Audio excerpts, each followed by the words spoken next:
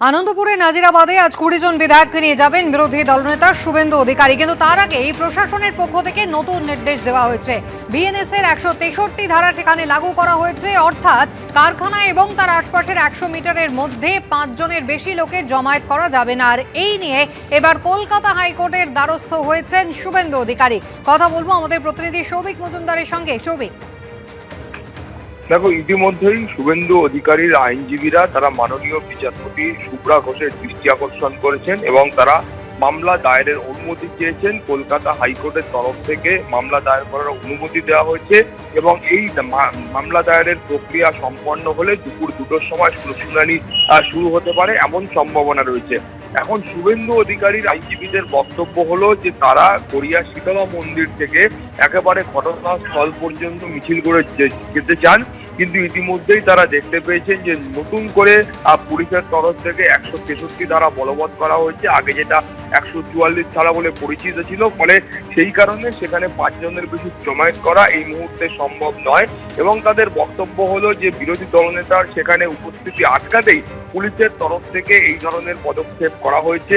আইনজীবীদের আরো বক্তব্য হলো যে এর আগেও একাধিক নেতা এবং মন্ত্রী তারা কিন্তু ঘটনাস্থলে গিয়েছেন, কিন্তু শুধুমাত্র শুভেন্দু অধিকারীর বেলাতেই কেন এই ধরনের আচরণ পুলিশের তরফ থেকে করা হবে সেইটা নিয়ে তারা প্রশ্ন তুলেছেন এবং তাদের বক্তব্য হলো যে যদি ওই এলাকাতে ১৬৩ ধারা বা ১৪৪ ধারা বলবৎ করতেই হতো, সেটা ঘটনার পরেই বা সঙ্গে সঙ্গে কেন করা হয়নি, কেন শুভেন্দু অধিকারী বিরোধী দলনেতা তিনি যখন যাবেন সেই সময়তেই করা হচ্ছে, সেই প্রশ্ন তারা তুলেছেন। ফলে সব মিলিয়ে এই ধরনের যে বক্তব্য তাদের রয়েছে সেগুলির প্রেক্ষিতে সওয়াল জবাব এগোবে, কিন্তু আপাততভাবে মামলা দায়েরের অনুমতি দেওয়া হয়েছে এবং এই প্রক্রিয়াটা সম্পন্ন হলে দ্রুতই শুনানি শুরু হলে তারপর স্পষ্ট হবে যে কলকাতা হাইকোর্ট শুভেন্দু অধিকারীর এই আবেদনে মান্যতা দেয় কিনা। সুস্মিতা। সৌভিক, ধন্যবাদ। শুভেন্দু অধিকারী তাঁর আজকে আসার কথা রয়েছে।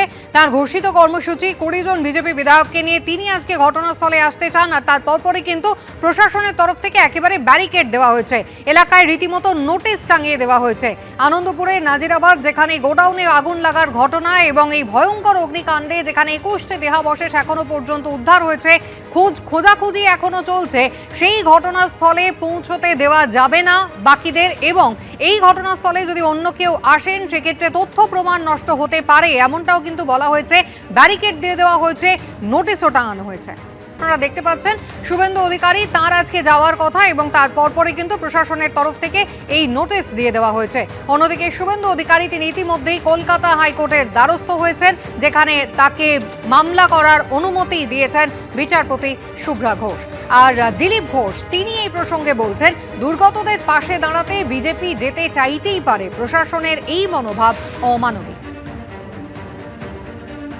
যাদের যাওয়া উচিত ছিল, মুখ্যমন্ত্রী থেকে দমকল মন্ত্রী, তারা যাননি।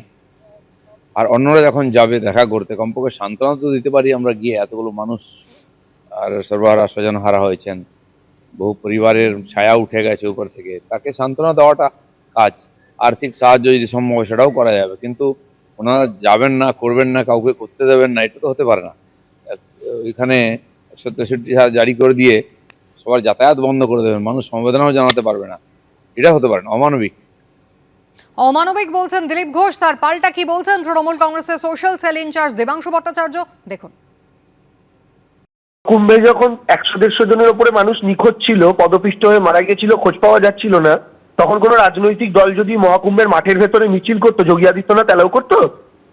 তিনসুকিয়ায় যখন বাঙালিদের হত্যা করা হয়েছিল ২০১৯ সালে, তখন যখন মহুয়া মৈত্র সমেত তৃণমূল কংগ্রেসের প্রতিনিধিরা গেছিল, এয়ারপোর্টের বাইরে কেন বেরোতে দেওয়া হয়নি?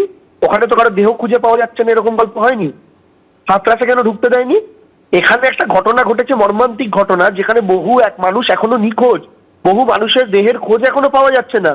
সেরকম পরিস্থিতিতে একজন মানুষ গিয়ে সেখানে রাজনৈতিক কর্মকাণ্ড করবেন, করুন না। বিরোধী দল তারা যদি কোনো সরকারি ভুল ত্রুটি হয় সেটা নিয়ে আওয়াজ তুলবেন, প্রশ্ন করবেন, ইটস কোয়াইট ন্যাচারাল, এটা নিয়ে কোনো অসুবিধা নেই। কিন্তু তার মানে এটা নয় যেখানে উদ্ধার কার্য এখনো শেষ হয়নি সেখানে আপনি ৫০০টা লোক দিয়ে হুলস্থুল করবেন। এবিপি আনন্দ, এগিয়ে থাকে, এগিয়ে রাখে।